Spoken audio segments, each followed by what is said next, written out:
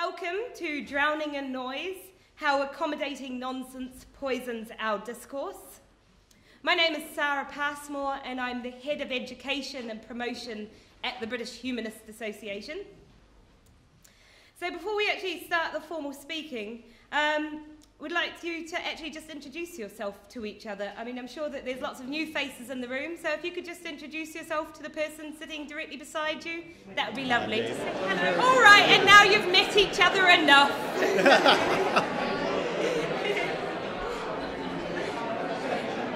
Well, it is a freedom of speech event. I know. You can shorten your talks.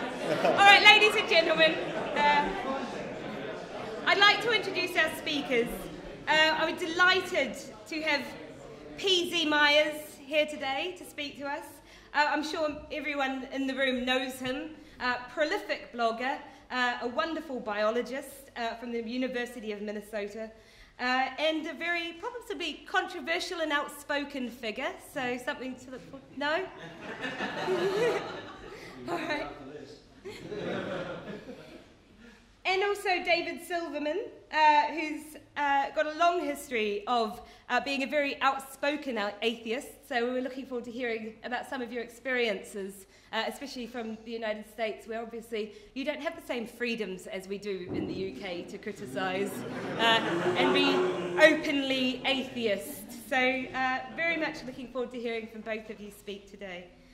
I'll remind everyone that we do have hashtags if you're a Twitter user, so I'm sure no one will be offended if you have your phone out, but please keep it on silent. The hashtag is WHC Nonsense. That's not what we're going to be doing today. We're going to be talking about this idea of nonsense and how we accommodate nonsense and its poison. So before we start, I'd just like to say thank you very much for everyone. It's a very interesting topic we've got. The commitment to freedom of belief and freedom of expression means to some people that we should be accommodating of others. After all, they have their rights to their beliefs, don't they? But do they have the right of the extent of not having their views challenged? Is there a risk that language of freedom of belief can be used to protect some specific beliefs from criticism? This is a vast topic, but our speakers will address two different aspects of it. So firstly, I'd like to welcome PZ Myers to address you all.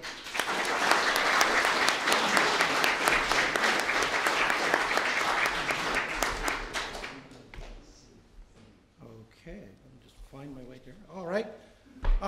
Glad to be here. And can you hear me? Am I being loud enough? Yes. Yeah, keep it loud. Louder, he says back there. Okay, I'll try. I won't be able to say a word afterwards, but we'll try and get through this. Anyway, what I want to talk about is actually something that Anthony Grayling covered this afternoon. Everyone was at his plenary talk, right? Yeah. And he was talking about free speech, and one of the things he brought up that I think is very important is discussion of limitations on free speech. Free speech isn't really entirely free. It doesn't work if it's entirely free.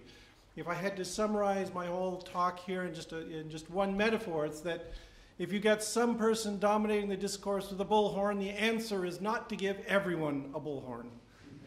It doesn't work. That what we've got to do is have other mechanisms that allow us to regulate the discussion. And this is true of even the freest of free speech, that it has to be regulated.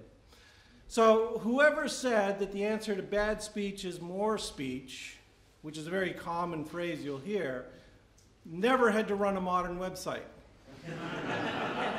Now, I used to run my own web server out of my lab for my blog, and that was before I realized there are better things to do with my time than fuss over the technical details, so I hired somebody professional to do it right, which is a much preferred solution.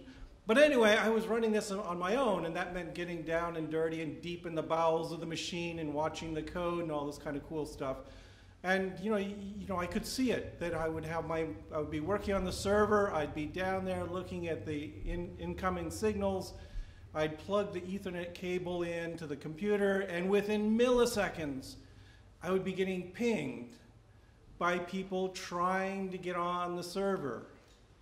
And most of these were not legitimate users. This is a huge amount of spam. There was a lot of people who are running automated bots to try and crack into computers. When you actually sit down and do this stuff, what you discover is that less than 1% of the communication that's going on in your computer is that legitimate, valid expression of opinions by other users. Most of it's noise.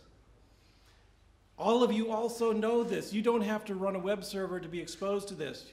Who uses email around here, right? Yeah. Spam. Just spam comes pouring in. And it's kind of under control now. At least I feel like it's a little bit under control. But largely that's because the people who run mail servers put an awful lot of effort into filtering what goes through.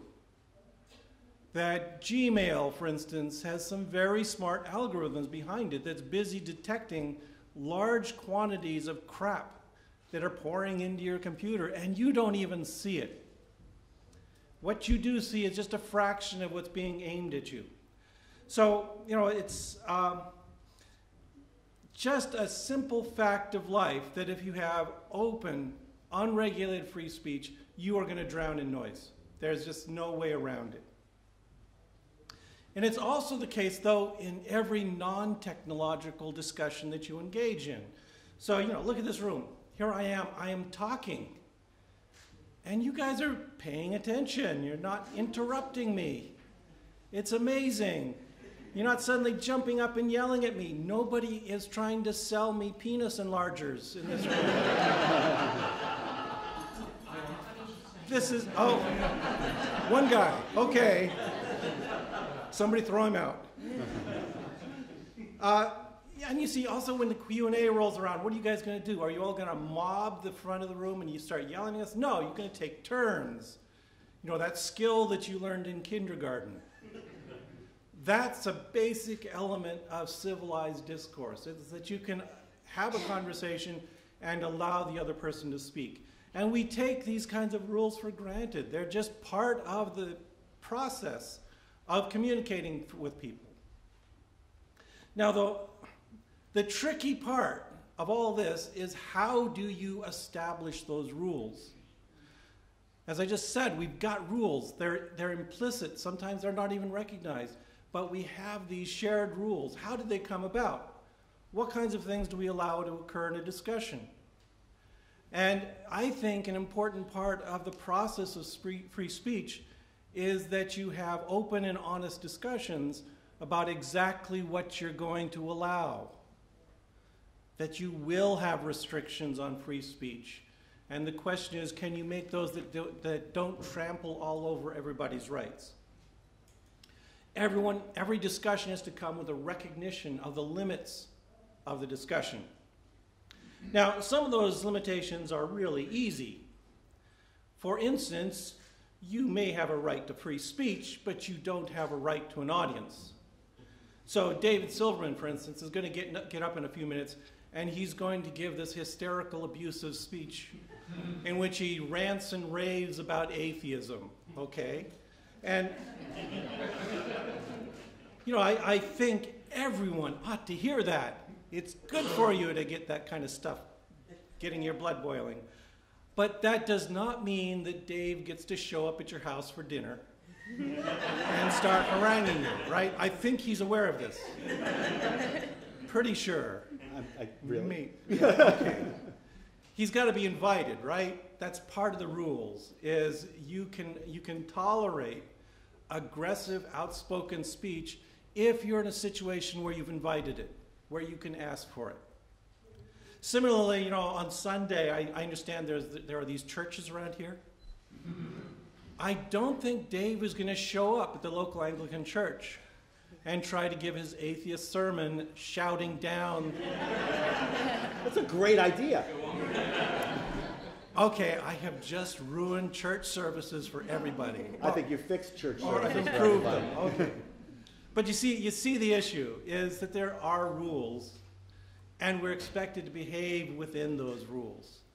And I think one of those important rules is that you respect the fact that somebody doesn't have to hear you. You may think that you've got the most important message in the world to communicate, as Dave does. But if someone wants to refuse that message, they should have that right. They should be able to turn down the volume on that message. Of course, there is a right to free speech, which means Dave can set up a whole atheist TV station, right? And put his speech on there, and then give everyone the right to voluntarily choose to watch him.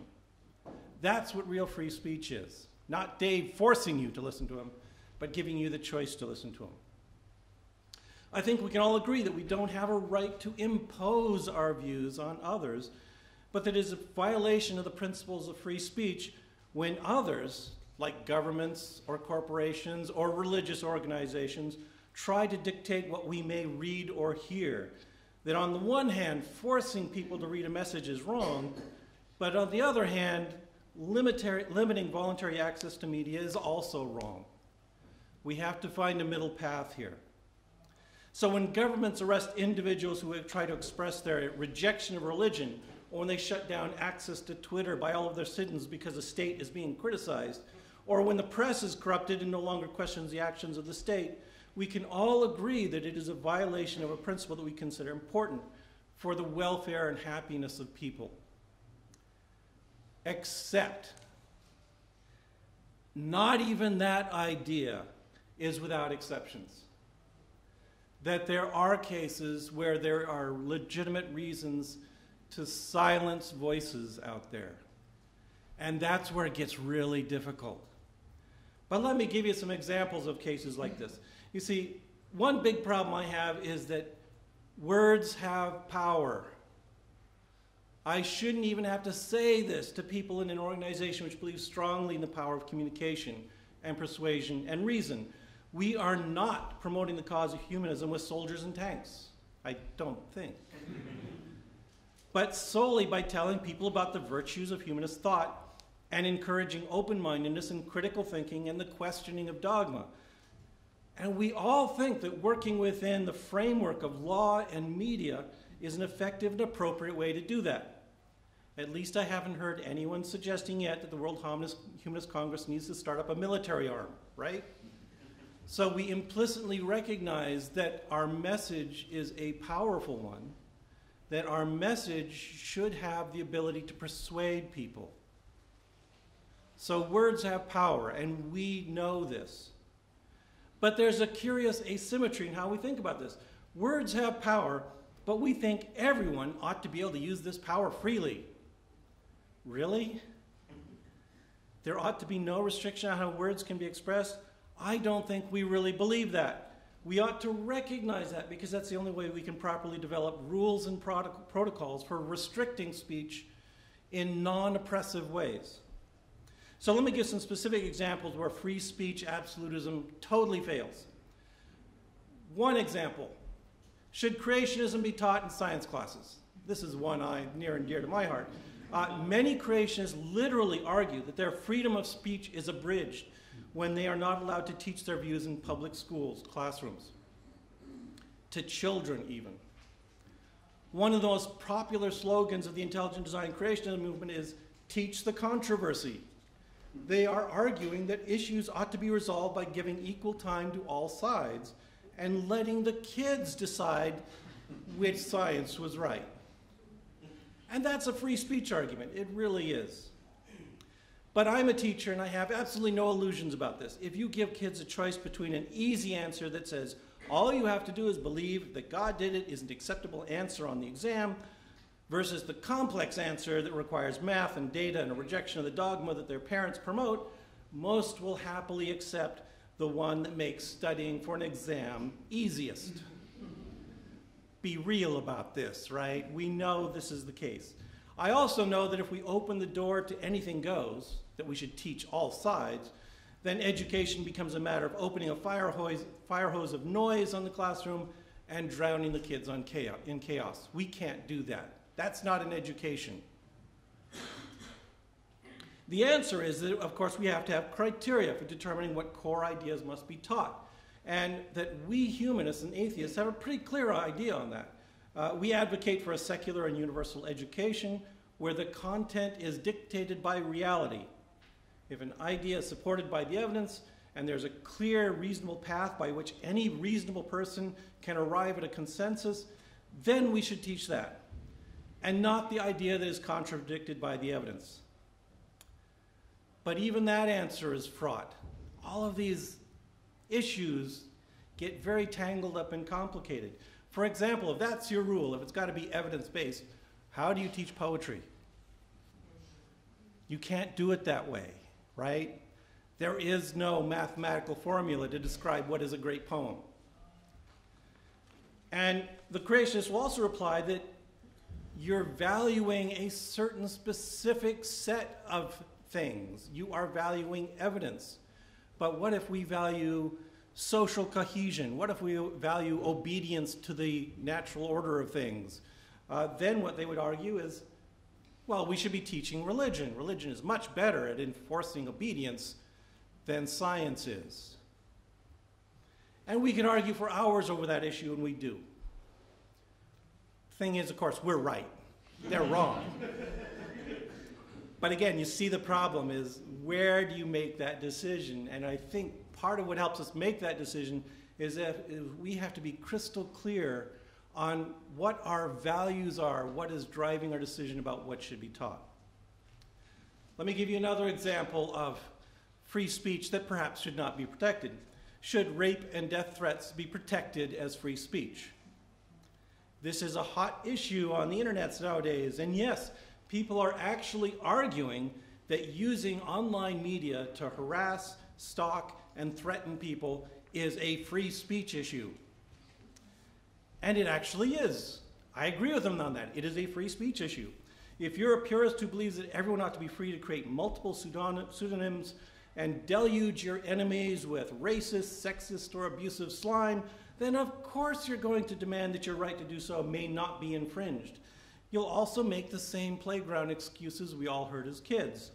You know, toughen up. Only crybabies can't take it if they're called a mean name. And the ever-popular sticks and stones may break my bones, but words will never hurt me. And those excuses are all bullshit. I'm sorry. As I said, words have power, and only abusers of that power will deny it. The victims of these abusers are already tough. There's no questioning their toughness. It takes a thick skin to persist on the internet nowadays. And they're not complaining about one insult. They're not saying, oh, you called me a mean name, I'm going to cry and go home. No, what's happening is that they're drowning in the noise.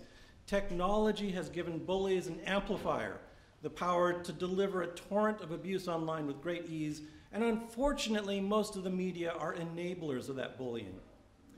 Getting told once that you ought to be raped is annoying and infuriating and causes you to lose faith in humanity.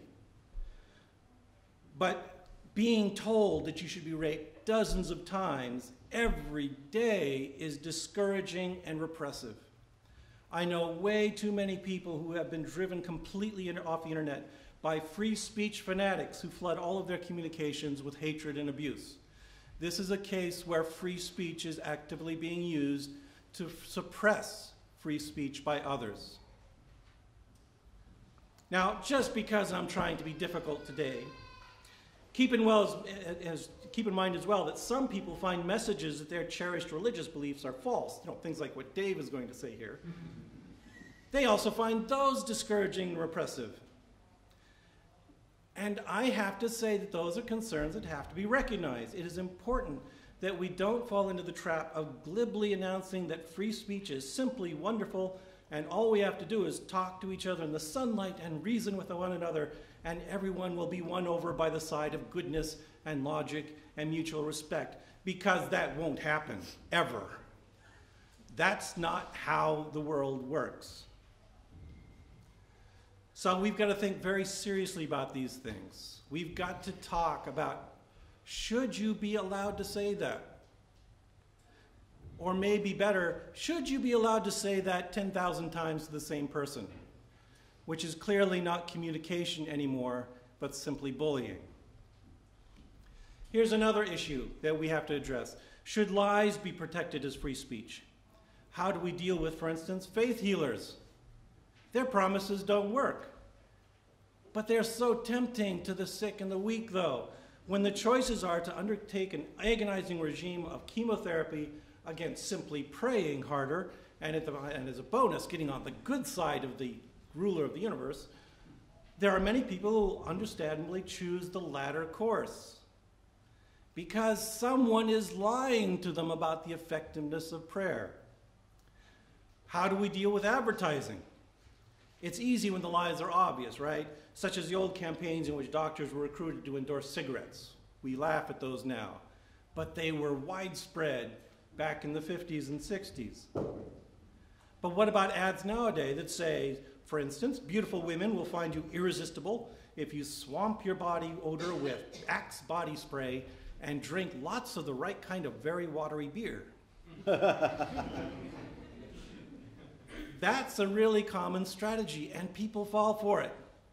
We allow that. And don't pretend it's all just caveat emptor, and weak people only have themselves to blame for falling for this, because we're all susceptible to these kinds of psychological games, says the guy using an Apple iPad, because they're really cool and they make me Now, I suspect that most of you agree that truth ought to be an ultimate arbiter, that what we ought to prize most is honesty and accuracy in our communication, and it ought to be a human value to demand evidential support for any claim. We humanists take that for granted. That's what we expect.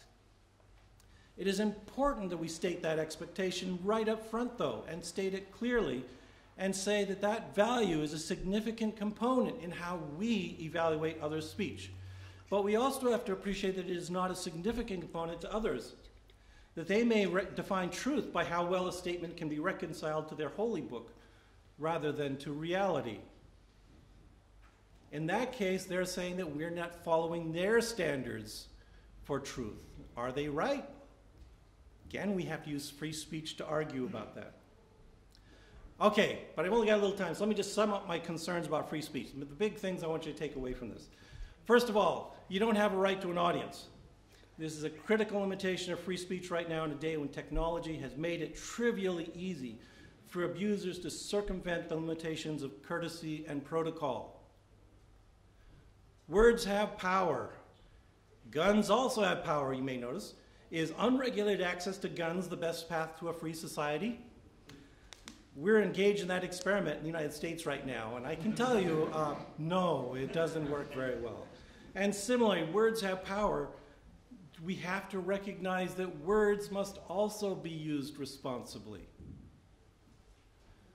We also have to recognize that speech can do great harm. Words can enlighten and educate, but they can also oppress and mislead.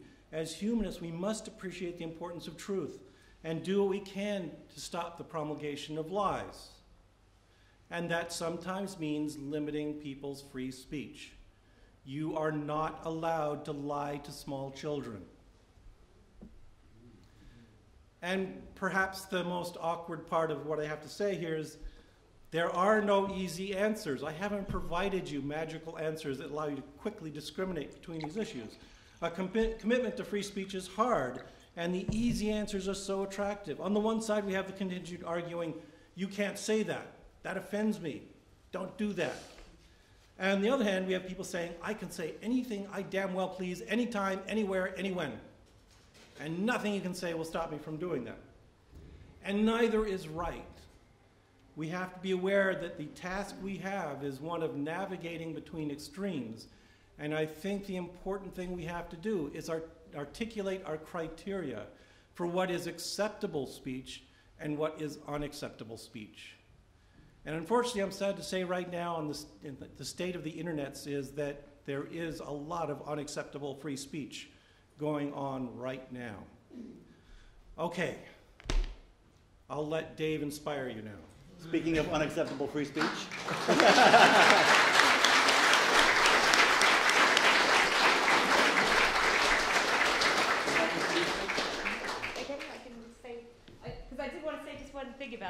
About lying to children. My boyfriend's parents told him that when the ice cream van was playing a sound, it meant that they'd run out of ice cream. Can we have them arrested?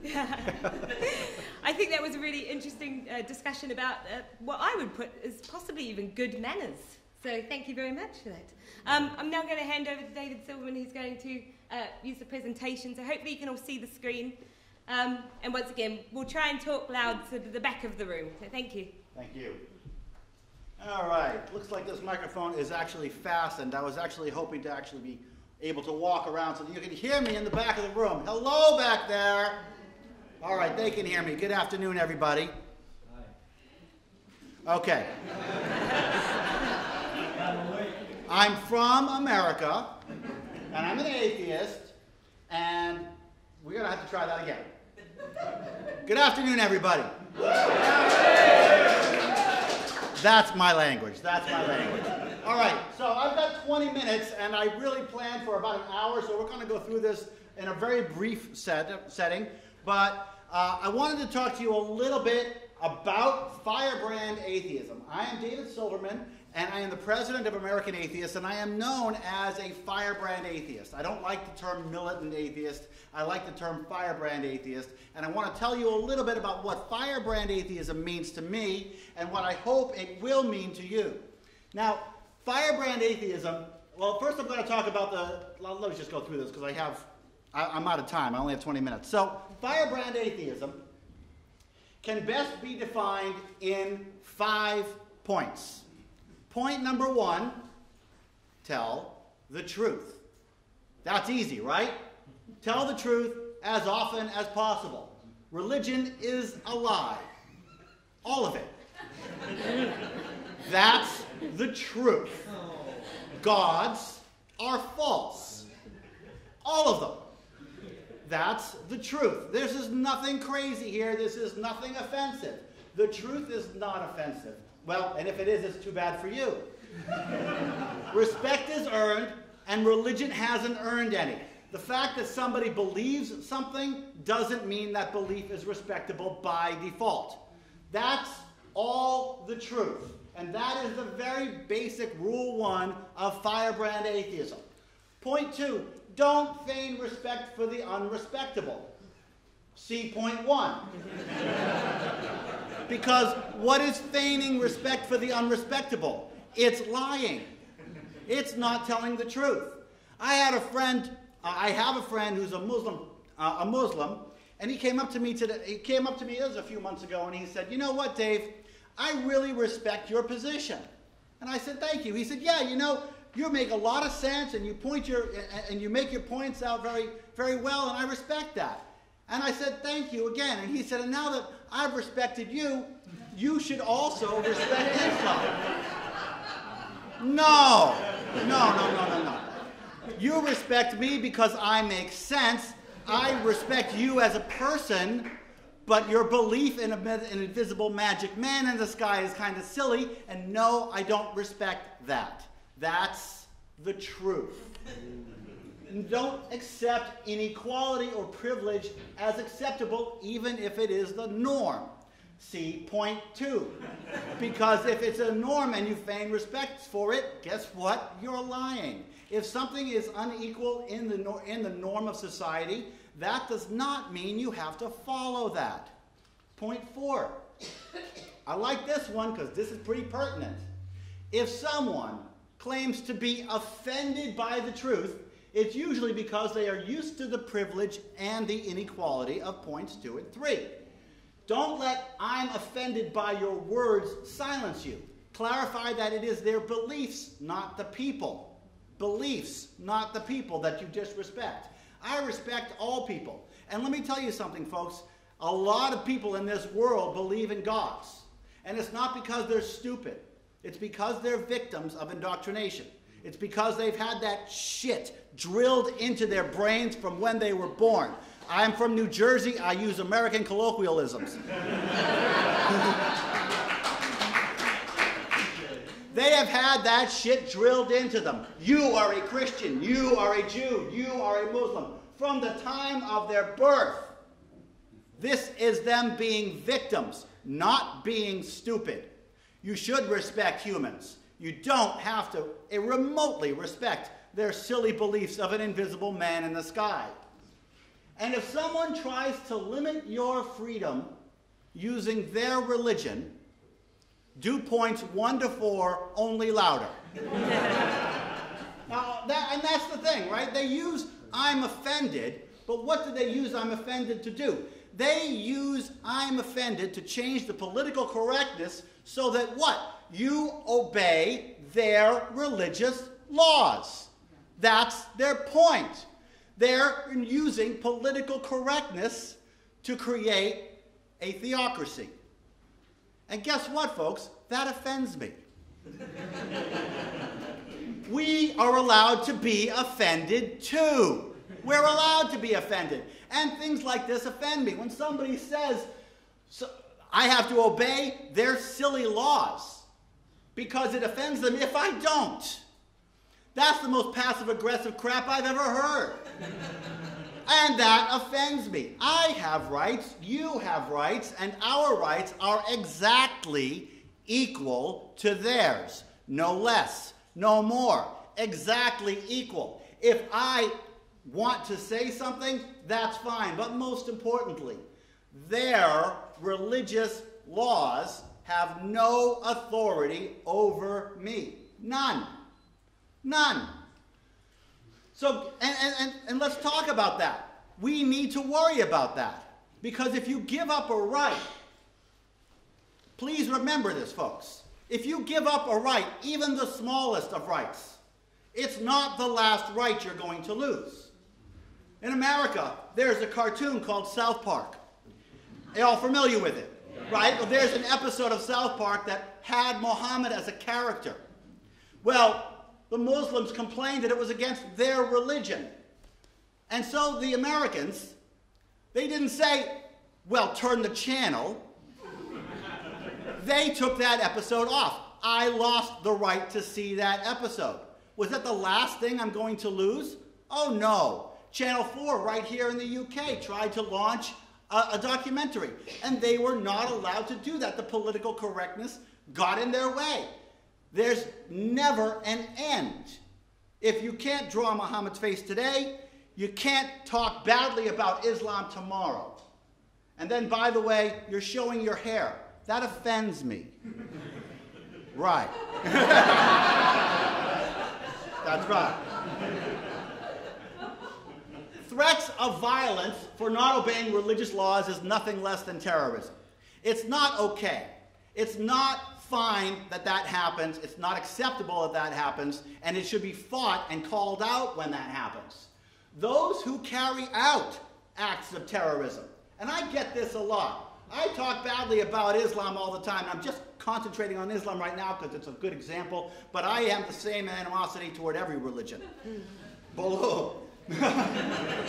Those who carry out acts of violence because someone else disobeyed their religious laws are 100% responsible for their own actions. Those who preserve their rights by disobeying religious rules of other people are in no way responsible. The people who drew those cartoons were in no way responsible for the riots that ensued. The rioters were 100% responsible for the rioters that ensued. That is something that we need to internalize. If we protect our rights and preserve our rights and exercise our rights, we're not doing a bad thing. We're doing a good thing. We're doing a necessary thing, because the more rights we lose, the more rights we give up, the more rights we will lose later. This is why I draw Muhammad, ladies and gentlemen. This is why I do it. It's not because I want to make the Muslims angry. We weren't drawing Muhammad before they told us we couldn't. Right? Nobody was doing that before they told us we couldn't. They told us we couldn't, and that made us angry, because they're not allowed to tell us that we have to obey their rules. They're not allowed to make us obey their rules. So here is my little, here's this. This is an eye, and an eye, and a mouth. There. Ooh, ooh, ooh. It's lousy, but I depict this as the Prophet Muhammad of Islam. Now, this is a good thing to do. This is how we protect our rights of expression. by exercising our rights of expression. When somebody says you can't do that, it's time to do it a lot. It's time to do it loud.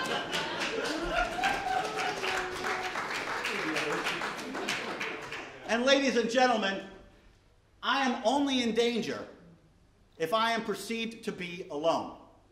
I'm holding up this. And if I am the only one holding up the Prophet Muhammad's face, I'm a target. But if we all do it, no one's a target. And so I invite all of you to take out your pens. I invite all of you to draw a smiley face on your hands. And I invite all of you to depict, thank you, the Prophet Muhammad on yourself. Because this is how we hold back religious tyranny, by denying it, by opposing it, tooth and nail. This is how we keep our freedoms, ladies and gentlemen. Now, that's a pretty hard line, and I'm going to show you how it works. Because guess what? I have numbers to back up my activities. I have numbers. Atheists like numbers. How am I doing, Sarah? Yeah, you're okay. I'm okay. Yep. All right, this is a great chart. I hope you all can follow this. And in back, I'm going to try and describe it, okay? You got a blue line and you got a red line. The blue line is numbers of searches for the word atheist on Google in a specific month. Okay? Number of times the word atheist is searched on Google in a specific month. It goes up and down. God bless you.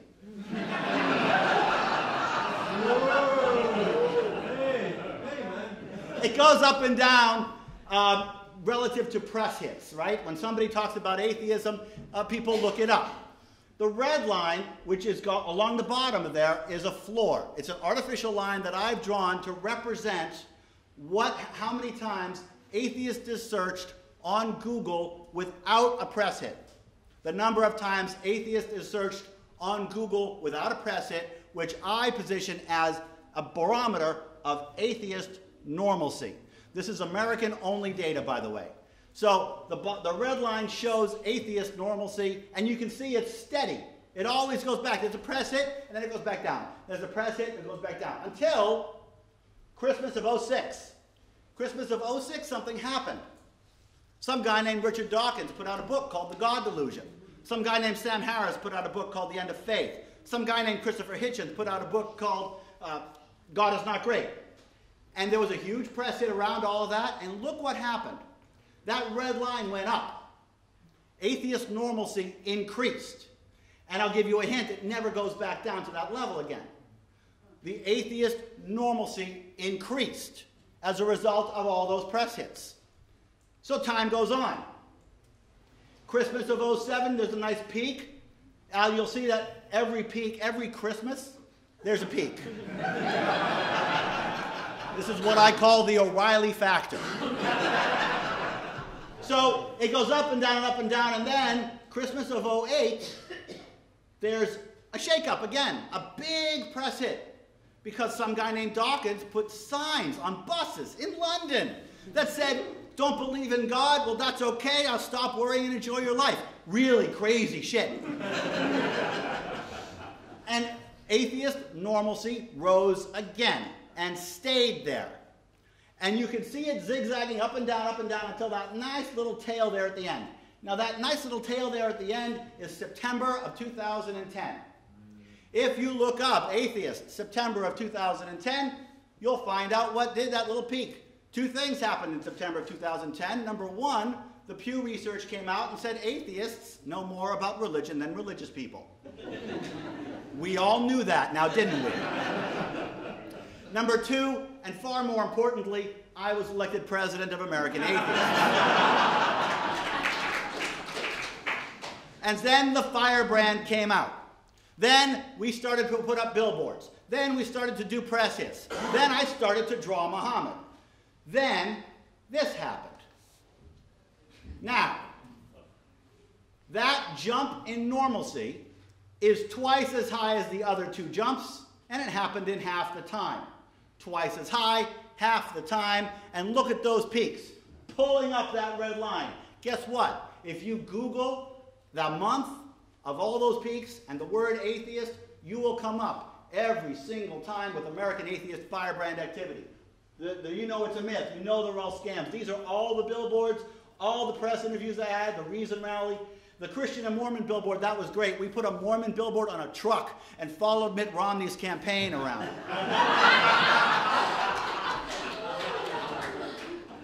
So this is important to see. So the first blush says, okay, firebrand atheist actually helps grow atheism.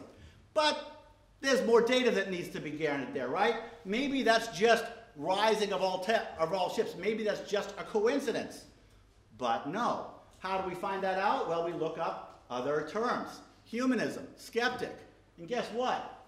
Humanism, skeptic, agnostic, they're all constant over time. Humanism actually goes down over the same period of time. Only atheist is going up because only atheist is addressed by American atheists, firebrand atheist activities. And you'll see there's one big jump for agnostic right there in the middle. That's when President Obama said he was agnostic about campaign finance reform. So the other labels are in stagnation and decline. Only atheist rises, and it rises in direct correlation with American atheist firebrand activities. And what does that also equate to? Well, here's this nice little chart. This is the only chart that I could find that actually had consistent data across 5 years. But as you can see, right around the end of 2010, right around 2010, the number of atheists calling themselves atheists goes up. The number of atheists calling themselves agnostics, which are, of course, the same thing, goes up. Now, this is a very interesting correlation. I've had Ryan Cragen, a statistician from the University of Tampa, go over my statistics. And he says that the linkage between, the R squared, rather, of the correlation between American atheist activity and the rise in atheist normalcy and the rise in people calling themselves atheists, the R squared, for those of you statistically inclined, is 0.82, which is really freaking high. So atheist correlates with us, and agnostic correlates with us. Interesting, right? Because the use of the word agnostic doesn't rise. But the use of the word agnostic as an identifier rises at the same point, at the same period as people using atheist, which lends credence to the idea that agnostic is nothing more than a stepping stone term to atheism. Makes perfect sense. Oh, and here's that blue line again that falls right in there and goes up at the same slope at the same time frame. Nice. I love numbers. Now, the perception, how am I doing? Yep, you're okay, maybe 5 minutes. 5 minutes. Okay, so the perception of atheists has improved. Let's just say that. The quadrupling of outright atheists since the 60s and doubling since the 90s is a growth rate that Mormons should die for. Numbering 2 or 3 million in the 60s, as were Mormons at the time, the strongly atheist, not agnostic, not secular humanists, the strongly atheist now exceed 20 million compared to just 6 million Mormons. That's Science and Religion article from 2013. For the second time in less than a year, the Gallup poll reports that a majority of Americans would vote for an atheist for president. Okay? We have seen an enormous change in time in the willingness to vote for an atheist. Not agnostic, not non-theist, not secular humanist. Why? Why? Why is it that when I push the hard line of atheism, and I say things that theists find offensive? Why is it that acceptance increases? Because knowledge increases. Because bigotry is born from ignorance. And exposure decreases ignorance. Exposure, knowledge. That guy on TV said some things I don't like, but he also said some things I do like. That increases awareness, that increases acceptability, and it also, whether they like it or not, increases respect for us. Firebrand atheism works. Now that's a banner ad, a flying banner. That's not Photoshop. That says atheism is patriotic, and it's flying around the Statue of Liberty on the 4th of July. Yeah. Firebrand-style ads, interviews, and other activism directly correlates not only to spikes in publicity, but to the rise in the general use of the word atheist. General use of the word atheist correlates to people calling themselves atheists. Makes sense. General use of the word atheist also correlates to people calling themselves agnostics, because agnostic is a stepping stone term. Contrary to what some would suggest, firebrand atheism all correlates to a decrease in bigotry nationwide. De-demonization, which is what we're doing here. De-demonization of the A word works. Nice guy welcoming ads are fine for local events, but if you want press, and that's what I'm all about. It's all about press. It's all about spreading that message with mass media. If you want press, the hits from the hardliners are pushing us into the realm of the regular. And it all passes the smell test. It all seems to work. Now, we've had a lot of correlation out there. I've been talking a lot about numbers, and we all know correlation does not equal causation. We all know that. But I've got a correlation of 0.82. And the more important thing is that when I designed this strategy, when we went forward with this strategy, we had objectives. If everything that American Atheists was doing, if all of the firebrand tactics that we were doing worked perfectly well, we would see exactly what we are seeing, which is that standing up and saying it loud and drawing Muhammad works to establish our credibility and our respect and protect our rights on a large scale. We de-demonize ourselves by planting our feet firmly on the ground and saying, get that religion out of my face. And that's our freedom of expression. Thank you. I'll stop there.